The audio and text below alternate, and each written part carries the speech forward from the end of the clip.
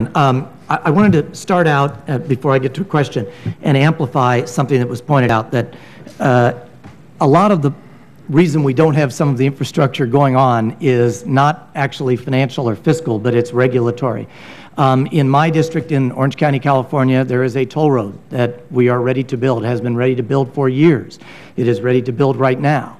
And it is a toll road. It is entirely privately funded. It is being stopped and has continued to be stopped by eco-extremists abusing the California Environmental Quality Act and the Federal Endangered Species Act in order to stop all growth and kill jobs. And there's a couple of schools in San Diego with the same thing. Money's there, they're ready to go, ready to build, and the Endangered Species Act is being used by eco-extremists to stop those jobs and kill those projects. So let us remember, as we're looking at this, that a lot of the problem before us is regulatory. And if we just sweep that out of the way, there's a lot of projects, some publicly funded, a lot privately funded, that are ready to go and will go if we get them out of the way. But that being said, financing this in the future is a problem, and I wanted to run by you, and whoever wants to comment on it may, a idea I've had and have been kicking around for a couple of years here now, which is a public-private partnership type idea, which is to form a new class of master limited partnership for infrastructure, specifically for building public infrastructure using private funds. And that this master limited partnership would have accelerated depreciation, greatly accelerated depreciation, so the investors in it get a very rapid return, et cetera. And you'd obviously, if it's for public infrastructure, there would need to be a tax increment or a fee increment or something that went to that master limited partnership to fund that.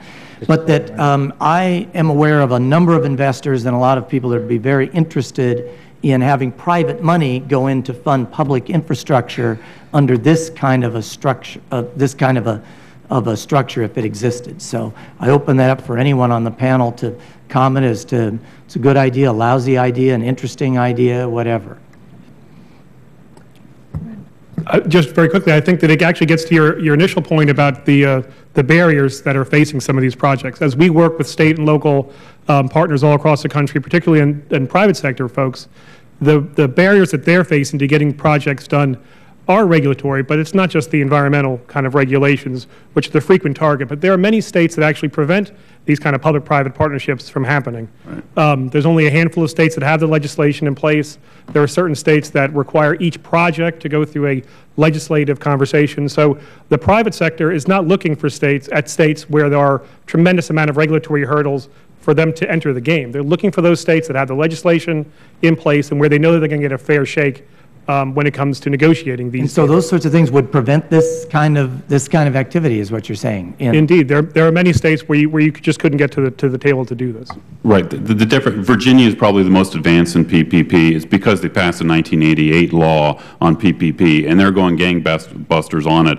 I would say that of these international global firms, mainly foreign, that do this PPP stuff, I've read a number of quotes of the leaders of these companies. They say there is more money ready to invest in these projects, but they don't see the projects in the United States. So it's got to come, the states have to throw up the projects, and then there will be more than enough money going after them. And you hear that from Wall Street people too, that a lot of them don't want to compete on these projects because they're all competing on them, and so there's more money there than is.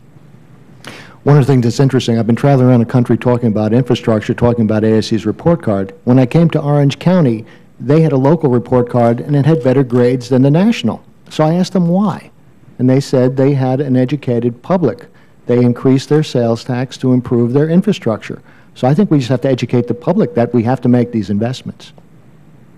But we could also educate, if I may, please, educate the public that the private sector, it doesn't have to be funded through taxes. It can actually, there is a lot of money on the private money who is willing to be invested in these roads. And they may have toll roads, but that means that basically the people who use these roads are going to be the one paying for them.